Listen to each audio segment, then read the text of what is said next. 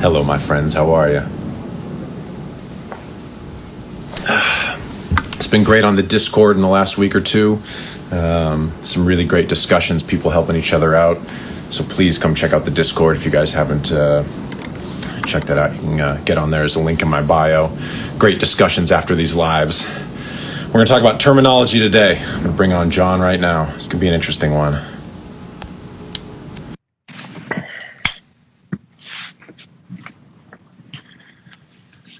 Waiting for Jon. Yo. What's up? How you doing, man? Whew, I'm tired this morning. I played tennis, and I went in like super fasted, like 18 hours, and it was a long 2-set match, and I'm a little bit tired after that one. You were victorious though, correct? Yeah, totally. Yeah.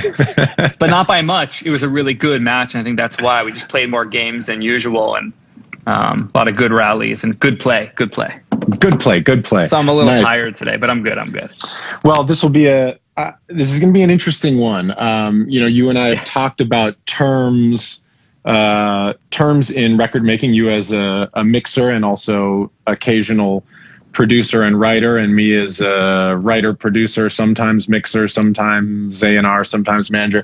The words that we use to describe music, we've gotten into a bit before, but boy, is it interesting to get questions every week of people asking, what does this mean? And what does it mean when an A&R says this? And what does it mean when I get this note? And how do I, and I think, we've talked about this a little bit, but our job, and by our, I mean all of us that make music, is to, one big component of it is to translate these terms into meaningful changes in songs. So if somebody goes, man, I want it to feel heavy, or that sounds so rich, or I need the vocals to be brighter, or what do these things mean? And not that you don't already mean it, but let's take even a bigger step back. If anybody that makes anything creative, this language transcends genre and type of creative medium. Yeah, I think that's very true. And there is something interesting specifically about music, which we've talked about before. And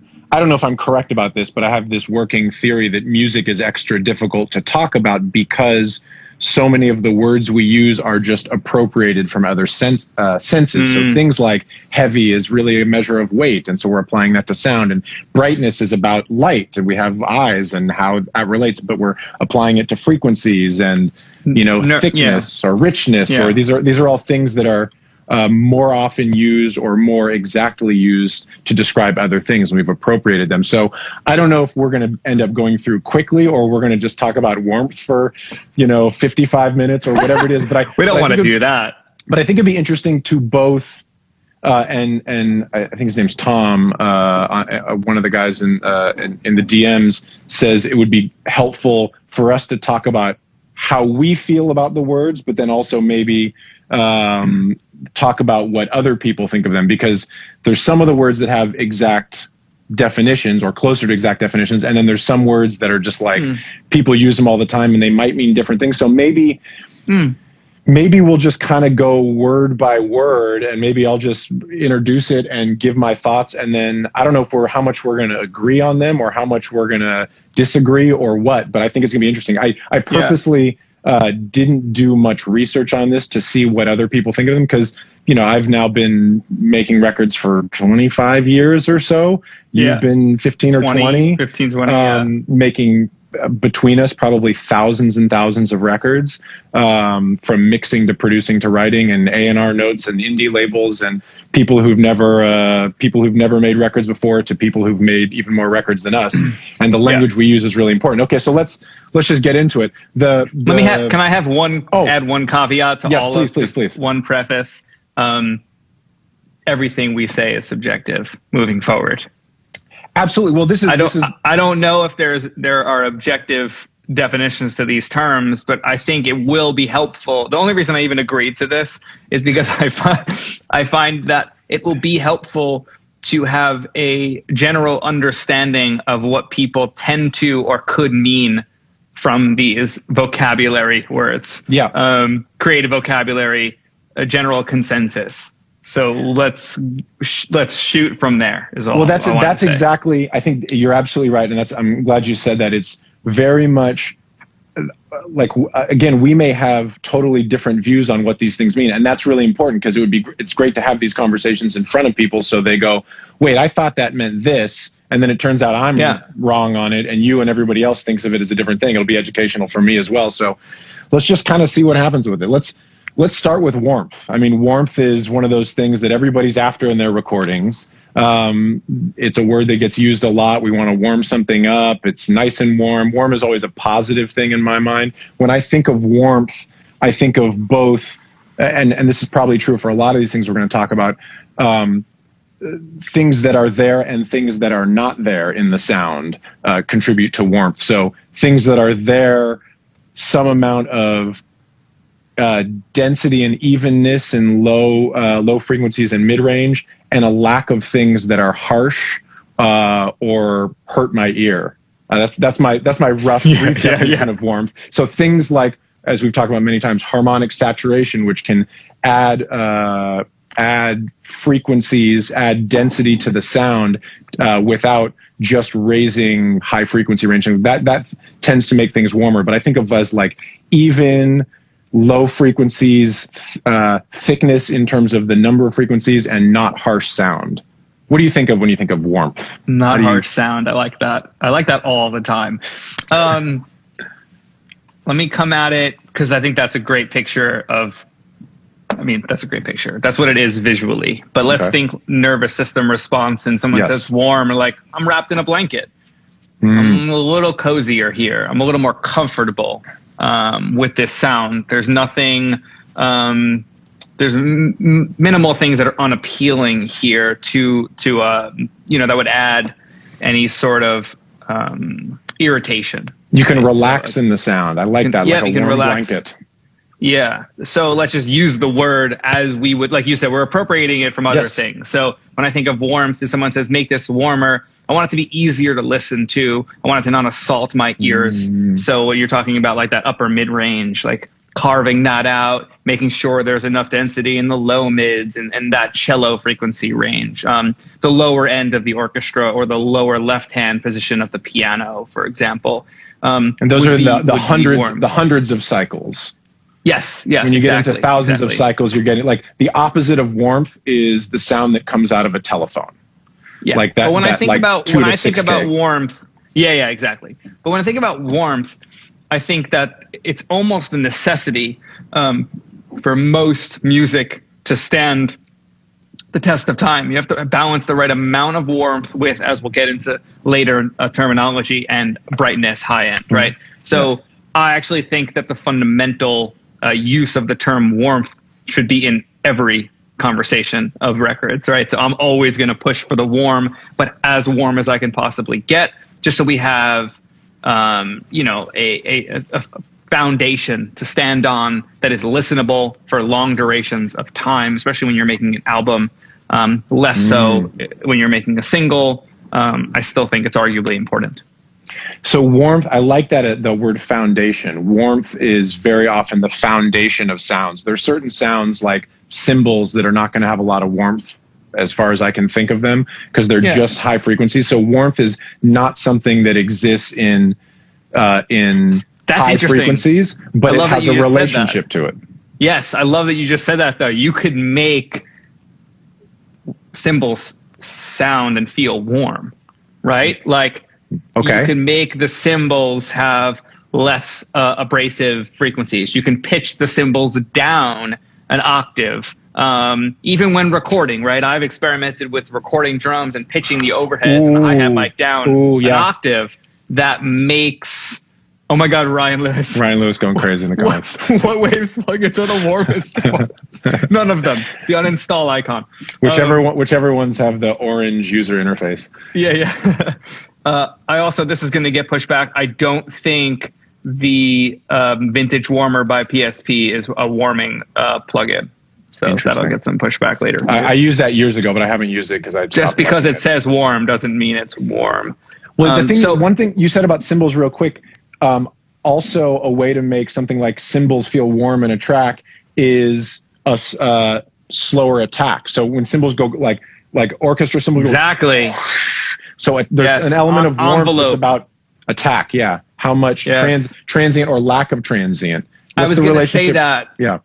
I was going to say that earlier, where when we talk about warm, there might be less pokey things. There might be less transients. It might be smoothed out. There's a lot of ways to do this, right? And we talk about them in previous episodes. So when we talk about warmth, we're not talking only sonically. I think of it as like I said, like a blanket, a cozy feeling. I think of it as something that is listenable for long periods of time. I think and when you say cymbals aren't warm, they can be. Yeah, they can be, and I guess almost warmth and harshness are sort of inverse, or warmth and brightness. I don't know. Maybe we've covered. What triggers your nervous system to respond pleasantly or unpleasantly? Let's jump to harsh. Let's jump to the term harsh. A harsh frequency makes your ear hairs stand up and protect you from damage, right? So if they need to stand up and protect you from damage, that's because there's something that we're trying to protect from. In that case, then we should, oh my God, thank you for that. In that case, we should use it minimally, right? Like maybe there's a bridge section that needs to jump out and be more aggressive. Maybe you're listening to 9 Inch Nails and the energy needs to be there. But at the same time, you listen to 9 Inch Nails and there's harshness to it. It's controlled harshness right at that kind of that boundary, that threshold of too much. Trent Reznor's a genius at that, right? Like just going to the edge and pulling it back. Even old System of a Down records, like this era of sound was just shy of too harsh, but there was enough warmth that made it feel musical, right? So it's nice to. It's not, oh my God, Ryan is on one. It's really nice to use the two in conjunction. There's no such thing as warmth if there's no harsh, right? Like we can't hear warmth without understanding what harsh is.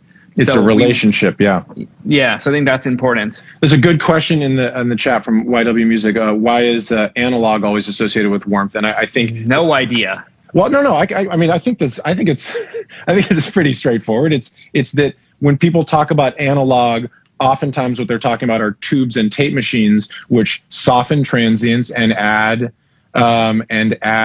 harmonic information, which can contribute to warmth. So if we're talking about harshness and attack, hold on, Ken. I don't even think it's all about context. I don't even think I don't understand why analog and warmth are still in the same conversation. Well, you can make analog. Hold on. Yeah. You can make analog things sound warm, feel warm, or harsh and abrasive, and you can make digital things feel harsh and abrasive, or warm. They don't correlate. They don't. They definitely correlate, because if you take the same thing and run it through a tape machine, it's going to sound warmer.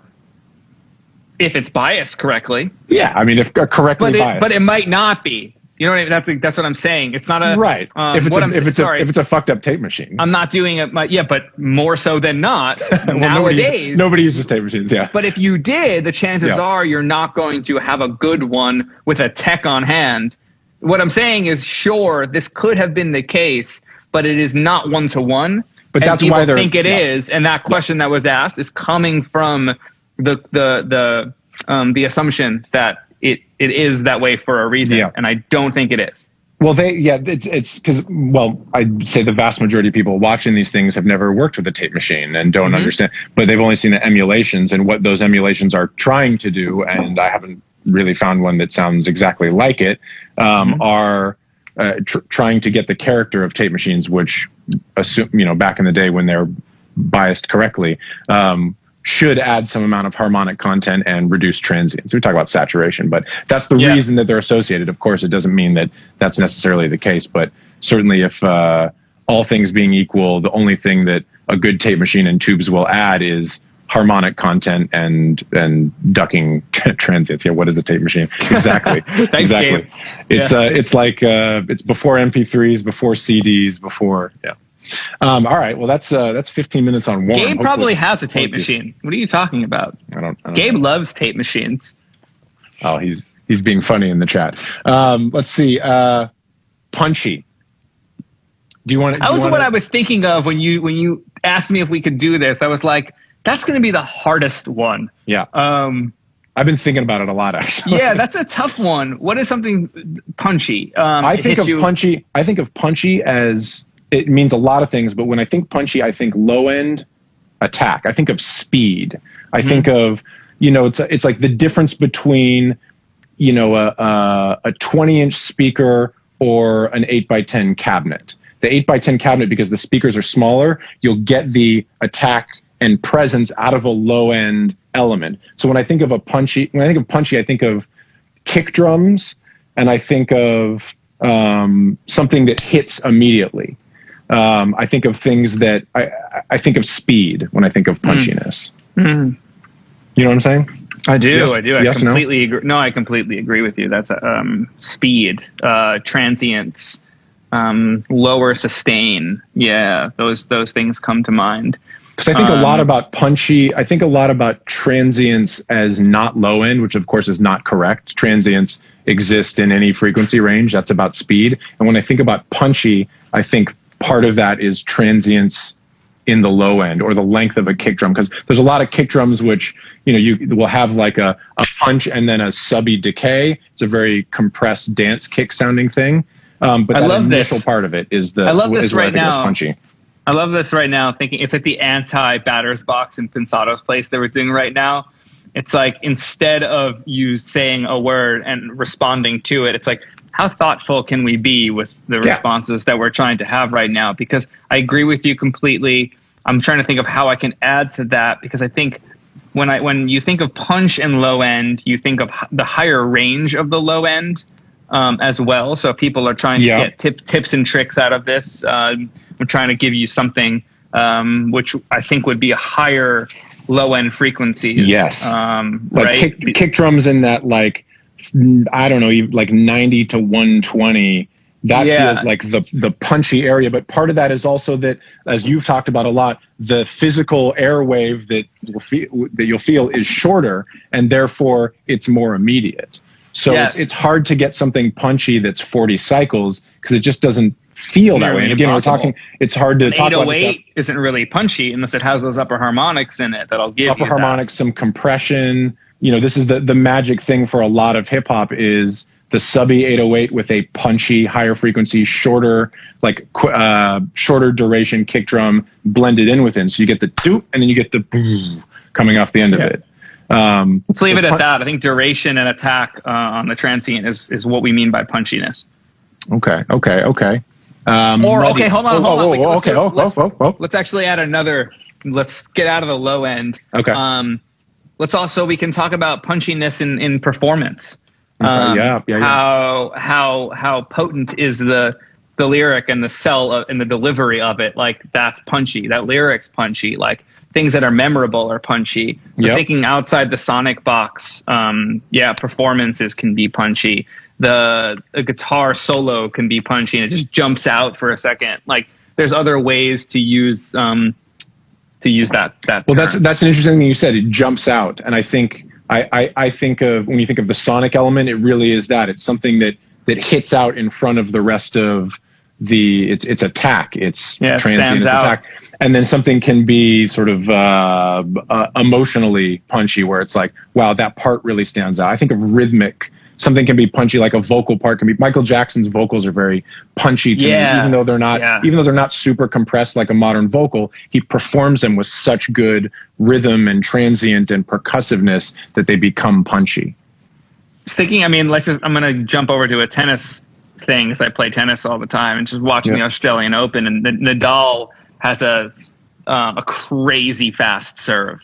And I was texting Ingmar about it. He was like, Nadal has transient technology built into his racket. Like, he serves punchy. It's aggressive. It's transient. It's fast. But it's quick, right? It's quick, and it lands, and it does its thing. Like, I think of it that way too.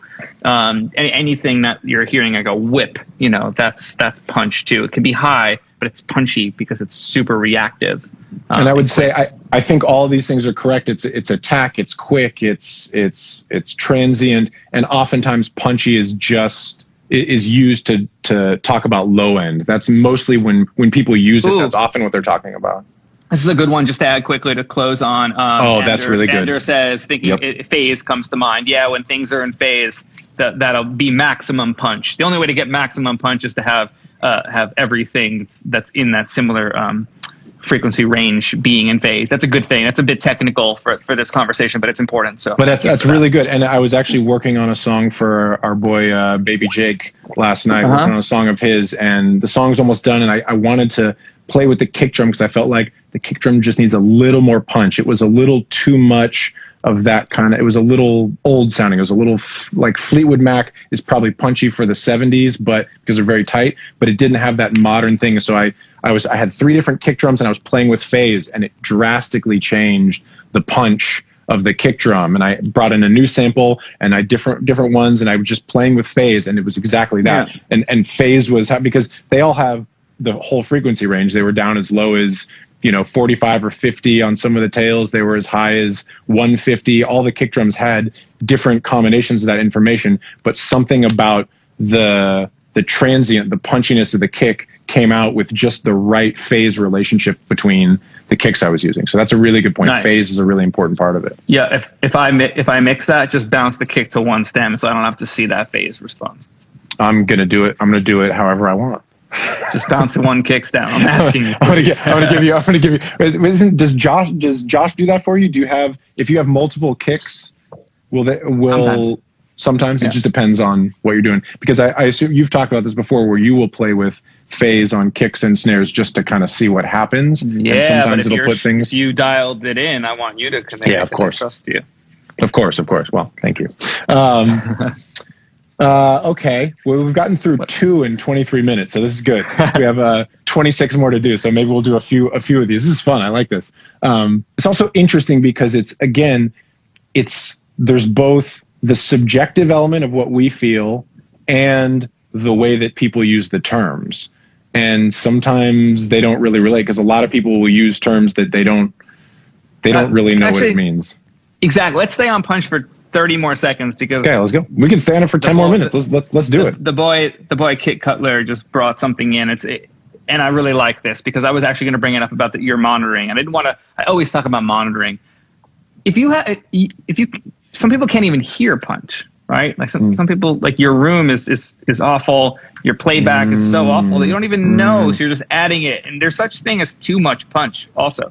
So it's distracting from other things. So, he says, have you listened to records on Tidal? Because, if you're on Tidal, you're going to hear punch way more than Spotify and Apple. Spotify and Apple Music soften transients. It's actually wild. It's so cheap sounding compared to, the 16-bit WAV file. It just is. I happen to like MP3s to a degree, but higher quality MP3s that I get to listen to on my computer out of QuickTime, the algorithm built into Spotify, and it's just not good. And it's a bummer. So I'm actually just wanted to add that layer of, do you even know what punchiness sounds like? Like ATCs are not as punchy and fast as the transmission line, technology in PMCs. Well, let's talk about that for a minute. I think it's a really good point. Punchiness in a monitoring setup is, you don't want to actually maximize it. You need some even amount of it. I'm kind of talking out of my ass because I don't. Well, you need maximum. You need maximum power to the drivers in the speaker all the time. So when you turn the speakers down, they still sound punchy. That's power. That's wattage. That's where the higher quality of monitoring really matters, is an evenness across the amount of volume, because the power amp and the relationship is really good. The marriage of the two is really important. That's something that we don't really talk about a lot. I'm not really versed in it enough to talk expertly about it. We're going to have the unfuck guys on here, I would write that down and bring that up. The relationship of the power amp to the drivers is really important, and that was the most noticeable thing about my upgrade to PMC, specifically to my super high end system of the MB3s. The XBD is. That's when I really heard it. Was at the lowest volume you can hear music in my studio. the drums, I can still hear punch. And that was the reason why I even said yes to this system at the price point. It was that, because I was like, that's what I need to hear. I need to hear that level of punch and detail at the lowest volume possible to check my balances. And PMCs really nailed that. I think I've heard a lot of monitors over the years which have an extended low end but lack punch, and there's something about the speed of the actual driver, the cone or whatever it is, like the woofer moving. Where I had Atom A7Xs for a while, and sometimes with the sub, and they were like they sounded fine, but what I realized, they had two little vents in them, two little ports, and when you plug those ports, the speakers got punched because the woofer didn't have as much room to sort of wobble, and that made things sound punchier. So not that people need to do exactly that or anything like that, but just your monitoring setup can also be punchy or not punchy. Something like NS10s are sort of only punch. They don't really have extended low end, extended high end, but people can get used to those all. Anyway, all right. So let's jump to another one. How about muddy? Yeah. Let's use muddy and maybe throw in murky, like as a synonymous word. Mystery can even go in there at the same time. I want to talk about all three of these at the same time, because mystery is the. I've never heard that as a note before. That's a Jeff Basker term. That when he talks about the muddiness, the positive side of muddy is the mystery that it implies. I see. I learned a lot about low mids mixing for him on projects where like he likes that kind of not so cleaned out low mid that adds mystery, and you don't know what's going on down there. There's a lack of separation. It's intentional muddiness, basically, is the positive side of it. Yeah. And I like that a lot. So muddiness, murkiness, that's low mid, that's gook, that's slow, it's swampy. I mean, we're defining words with other words that's that also what we're doing. Need definitions. So muddy is low mids and things not being clear. Lack of separation, lack of clarity. But again, think of it viscerally, like you're trudging through a swamp. You might want that. You might want the mud. You might be in a ballad and there's chains in the background and fucking timpanis, and there's just all this low mid musical energy, and you might want some mud, but let's be clear on how much mud we leave in. But that's the mud zone. I mean, it could be too much sub, a lack of filtering in low frequency instruments that are occupying the same space, unnecessary weight and mud, right? Mud also correlates to weight. Again, we talk about that heaviness. They're all around the same zone of response to the human ear and body. I think of muddiness as conflicting low mid frequencies. So, and the other thing maybe we should do is warm, punchy, both generally have positive connotations, but certainly too much of it is, it needs to be balanced against other things. Muddy tends to be more on the negative connotation, but as you said, maybe Jeff Basker's trying to coin the reverse term or the positive version of it, which is sometimes you want a lot of low mid energy to exist in a song because it's creatively interesting. So I think of really all this stuff as low mid. It can be creatively. Sorry. No, I'll just say low mid and lack of definition. Yes. Yeah. You said it. Is that it? Just that it can it can add some layer of uncertainty and tension, right? Yeah. If that's in there, like you're not sure, you're treading, and you're without the clarity, you're not sure where you're headed musically. So I think that there is some merit to that as well, and I always liked that approach to that frequency range. Just being a little bit more, and Tony Maserati's the same way, like being a little bit more careful with how much you take out in that zone, how scooped you make your mixes. And I just think that it adds a lot of interesting character. So I would just be careful when thinking about something as muddy. Is it too muddy? Is it muddy enough? Like I would just be a little bit more careful in that zone to get rid of the mud and not think of it only negatively. Muddy is often used as this thing is too muddy, but it is not necessarily a bad thing. Great call, Bradley. Slow hand sound. Tom Waits does amazing mud on his records. It's a lot of, like you said, chains and timpani, and for him, it's probably like a literal oil drum. Just that, like, it sounds dirty. And somebody asked about frequency range. I don't know if it gets up into the 1K range. I'm thinking more like 3 to 500, 3 to 600, 2 to 600, even lower. I still think it goes all the way to low frequencies. I don't know if it's just low mids. To me, muddiness can be all the way down.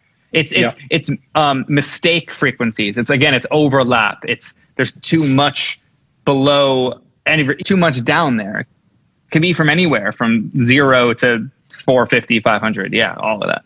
Yeah, but not up as high as like 900, 1K. We're talking more like low end and low mids, lack of clarity, which is sometimes desirable. Muddy. All right, that's a great one. Let me. I'm trying to go through here. There's so many good ones. How about presence? Presence, I think, can mean a lot of things, both literal frequency and then also, maybe even more importantly, just I think of presence as forwardness and maybe clarity, but clarity kind of encompasses a larger frequency spectrum. Clarity is like within clarity you have presence. I think of presence as like when someone is thinking. Yeah, exactly. When a lot of times that comes in terms of vocal. I just got that note this morning before jumping on with you.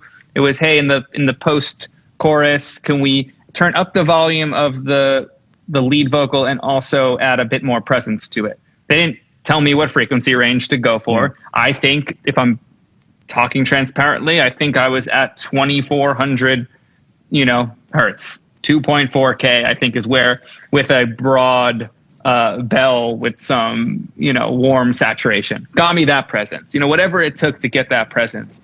But that's one of those things that's so subjective. It's like, well, it doesn't matter where I got the presence. They just want more presence. Yes. That's all presence is. Can I hear it? Is it clear? Is it forward? All the things that you just said. I think that's a simple one. But if people want to know frequency ranges, presence to me is between 2K and 6K at the high.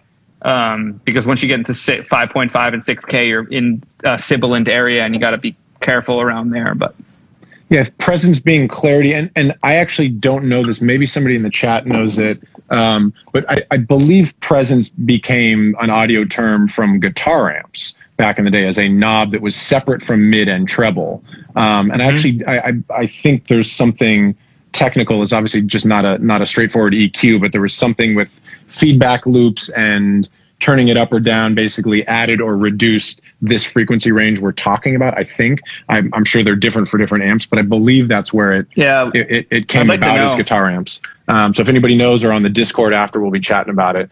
It's almost like presence is a shelf, like bringing up everything from the mid range up, versus more of a specific bandwidth frequency range on a treble knob or a mid-range knob. I wonder if presence is more of a shelf lifting up from 2K up. See, I would think, I don't know, actually, I'm just speculating. I would think the reverse is actually true, where treble would be a shelf and presence would be a more focused. This is why we have this discussion, because I don't know the answer. But where's the mid-range then? Mid-range is like in like a guitar amp, I would say it's more like 600 to 2K or something, 2K. And presence is a little bit higher. I know that they don't have, most of those guitar amps are not built to be like exacting overlapping EQs. So I think presence is sort of its own thing. But I'd be curious if people know about that. Maybe we can, somebody can hit us about it. But presence is how forward something is, how clear it is, how much clarity. The opposite of, what's the opposite of presence? Like distance, maybe? High frequency shelving boost, exactly. That's what I thought. Oh, there you go. Okay. Yeah, that's my gut. Yeah, you're right then. So thanks, K Cutler. So it's an overall brightness instead of just treble. It's a volume thing. It's more of a volume tone shaping thing than like a specific frequency range. It's just like, this should be brighter, presence, more present. I could have done that on this note. I could have just taken a shelf from 2.5K up and did it. I'm sure it would have given them what they wanted, but I'm a little bit more specific in my gain structure and my my arrangement and stacking of instruments and vocals. Okay, so let's transition right into, it's a great transition into brightness. What is the difference between presence and brightness? I actually don't know if I have an answer for that. I think of presence as more of the effect that you feel, and brightness as more of a measurable frequency response. Like you could get more presence out of boosting 900 hertz on a certain vocal, but that's not going to make it brighter. Nope. Whereas you could turn up high frequencies and make it both brighter and present. Again, I'm thinking of it as a nervous system response. Like if it's brighter, your eyes open. You're like, oh my God, that's bright. I like that. Yeah. It makes us react when you think about things like that. So, but yeah, higher frequency. Brightness makes you react. I really like that. And that's different. Somebody put in there, it's like air. Air is different. Air doesn't make you react. And that's actually a great distinction. So presence, brightness, air, there's definitely overlap in those things. You can't see air. But the response is different. Yeah, you can't see air. Air is that je ne sais quoi. You're not sure what it is, but you think you want some of that lift, that breath, that inexplainable feeling. The brightness is very clear. I as a personal anecdote, I used to try to add air to everything, and what happens, of course, is that you don't get the airy feeling out of the song. Just everything feels too trebly. Air is something that surrounds a particular sound to me, rather than, I mean, I guess a mix could be airy, but I think of air as something that a particular, like a mist hitting your face. Like it doesn't, it's not brightness. Brightness is like opens your eyes. There's like all of a sudden an extra amount of high frequency clarity happening. A snare is bright, not airy.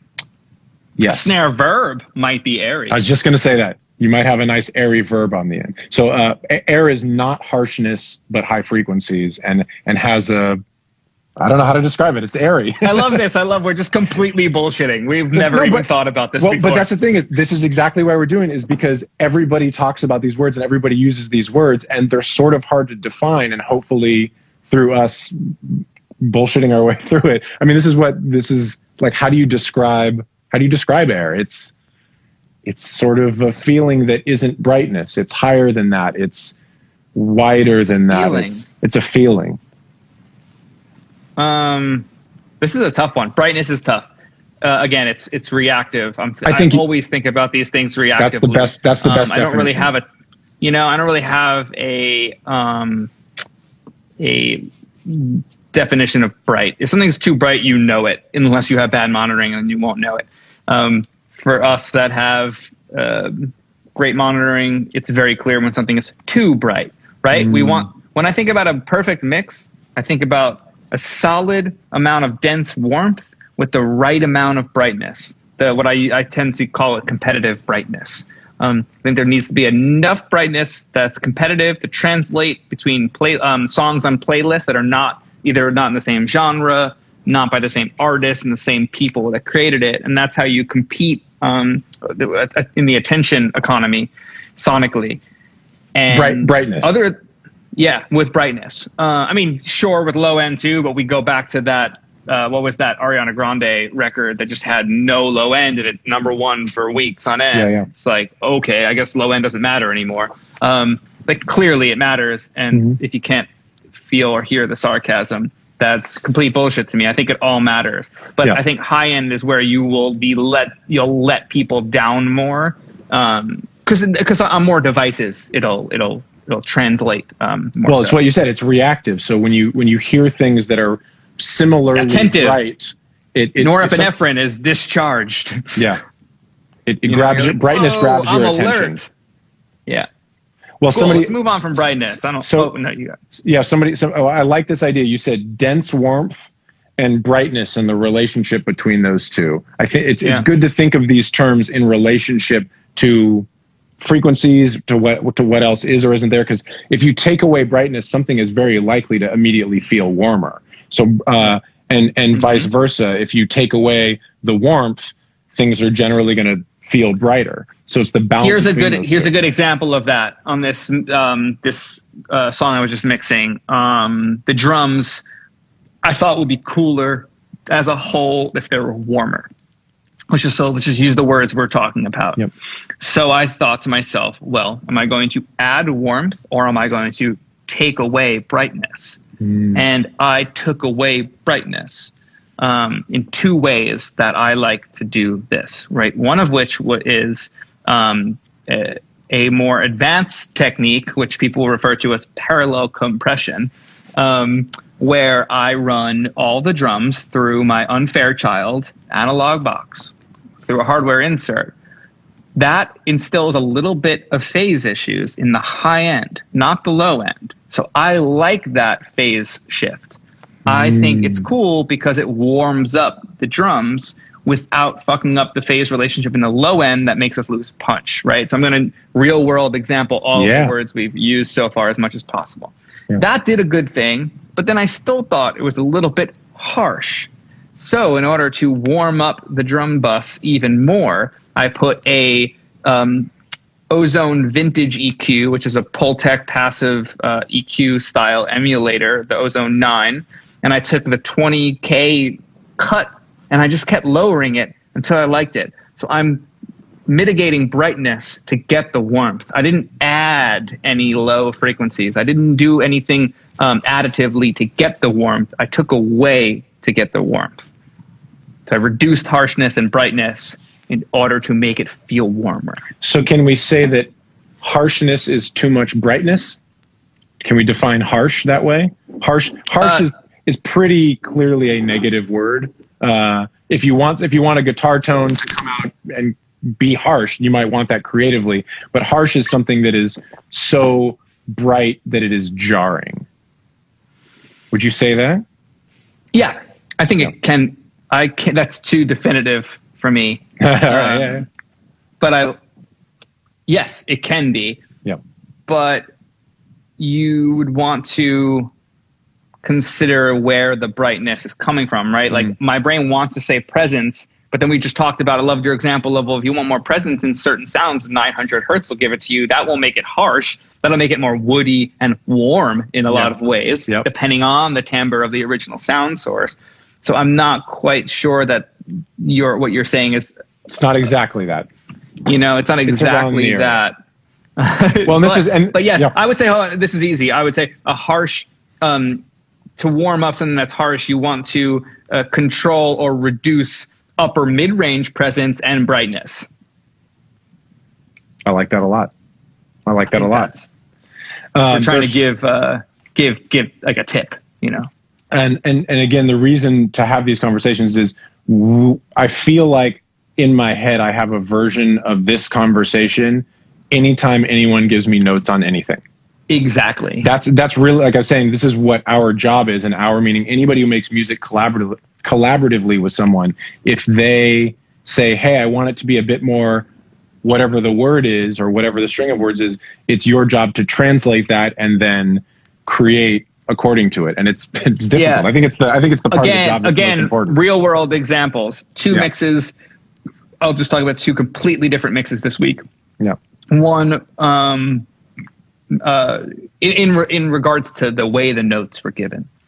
One mix, I would say that I don't really like the song. It's fine. It's not offensive. It's just I don't really like it. It also reminds me of another carbon copy, same key song of a very successful song. So it's like, that's hard to get inspired by. And the notes that were given to me had numbers in them. Hey, I think it would be, this sounds great, but I think in this section you could do more 2K on this thing and blah, blah, blah, blah, blah. And as soon as I see that in the note, I'm like, really? Like, do you do it just because they say it, or do you not do it out of spite, even if it's right? Like, it's just, there's no clear answer. But then this morning's mix, for an artist that we both work with, who's very kind, him and his producer are the ones that asked for a bit more presence on the post, a bit more subjective notes. Did you just do a British accent? Do I know who this is? Keep No, going. I didn't. I didn't. Oh. No, I didn't actually. That's funny. Okay. No, it's not a British. No, it's not British.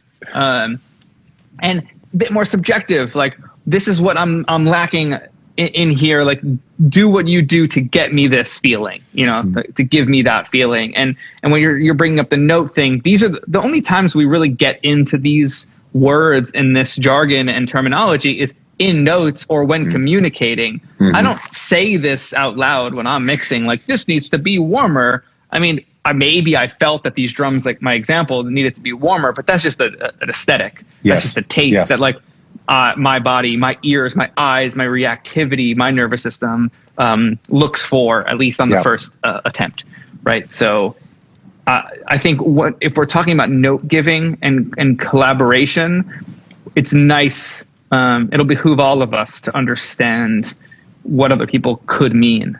And I think that's why we're here and why I'm willing to even have this subjective conversation, because it's even like doing it now with you. I'm like, you're just like, it's I know. Tough. It's tough. We get a lot of questions every week about what does this mean and what does it mean when somebody wants this, and that makes sense. There's no exact answer for it. And even those of us that have been doing it for a long time, it's still like, is that what that means? No, is that? Are you sure? This is why I think these are great conversations to have. Let's see. There's so many. Wait, I liked one. I liked bouncy.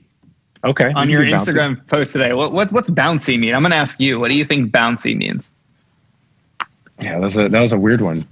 Bouncy. I know. Let's hit a weird one.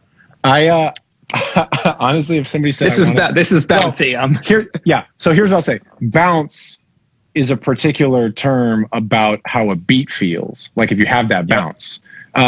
So maybe that could be what somebody's talking about. I've been thinking so much in like sonic characteristics of mixes and productions, but bouncy, having that bounce is a literal feeling, like you just did. Like you're even just bobbing your head. We're saying bouncy, and I'm moving. Like I live for the bounce. I live for the bounce too. I think of, there is a genre called bounce music, but even well beyond that, bounce is just the rhythm being right. And that is actually, that's actually a great thing to bring up. It's a note you get a lot. My buddy Tom, it was A&R. He joked, suggesting, can you make it a bit cooler? Cause that's a note that I've gotten before from other people, but it's just the idea of these terms that don't have a direct application to like, I'm going to turn this knob or I'm going to do this. So something like it needs to have that bounce. Can it be bouncier? To me, it's like a rhythmic puzzle. It's how do you make something just feel great rhythmically that you want your body to move to, and that's such a subjective thing. It's less straightforward. It's less of the same. It's not sonic. It's rhythmic. Yeah. Oh my God, I'm having a complete mind fuck on. So we're using all these words. It's hard. No, I don't do MIDI anymore these days. What's the? Oh my God, this is so embarrassing. Well, I don't know what you're talking about. MIDI. Yeah, 1 through 128. Oh my God, this is so embarrassing. Binary. No. The sensitivity, the articulation, oh my God, this is so embarrassing. Velocity? Yeah, velocity. My God, I couldn't even think of the fucking word. So we forgive you. Thank you. Yeah, it's a mixture of velocity and the quantization of the swing. It's like the space between the grooves is what, I think that's what I'm trying to get at, is like that's what creates the bounce. And I hope that 25 more people say velocity. I know. It's like 9 in a row. That's I'm hungry and my brain is not on yet. And you've played all that tennis. Yeah, I think bounce is a subjective thing that is about rhythm. It's about the feel of the rhythm. It's not a sonic thing. It's a rhythmic feel. And that's interesting, because that is a note that I've gotten before, versions of that. And it is a relationship. It's looser. A bounce is looser. It's not so tight. It's not so straightforward. Okay. Yeah. It's a bounce. It's a looseness. It's something that only you can feel. Like, it's not a computer. It's not clocked. Yeah, and a bouncy beat can be right on the clock if the velocity and the relationship between the notes. The good ones aren't, though. Money Trees got bounce. Kendrick, and it's not Absolutely. on the grid. But you listen to some of those like Manny Fresh beats that are right on the grid, but maybe it's the relationship of the sample that's behind the beat doing a weird thing. So you can have straight quantized things in a relationship with stuff that isn't, in order to get that bounce. Timbaland always talks about that bounce. Yeah, he's got nothing on the grid. I think Timbaland to me is the ultimate producer with bounce. That's the best thing to me. Reference Timbaland. Reference Timbaland. You want to know what bounce is? Just listen to Timbaland beats. Any of those Missy Elliott records, Aaliyah, whatever, all that stuff. Let's see if there's another. Okay. Here's one that I don't know the answer to. This is a very engineering question. A musical EQ, referring to a particular EQ as musical versus one that is not. What does that mean? Does that mean anything? What does that mean? Does it mean they? Sure. Does it? I'm sure it means something. I love that EQ. It's such a musical EQ. Yeah, when you use a tube EQ, for example, like a Pultec, TubeTech, my VLC from the Hazelbury Brothers, my Fern VT5, these additive EQs, the shape so it's additive, of these passive EQs, I would think of it additively for this case. The shape of the Q changes the amount that it's being boosted, right? There's a relationship to the width of the band to its amount. And it can adapt more musically to the frequencies that it's receiving. What does that mean, more musically? I know that's it's just a term that people use, and I to be honest, other than we're talking harmonically. We're talking harmonically. If it has even order harmonics in the tube type that's in the piece of gear, it's going to bring up better, more musical fundamentals that are in the key of the record that's hitting the gear, right? So if you're hitting a tube EQ or a musical EQ, you're getting out of it more of what you put into it versus getting out more of what you don't want from it.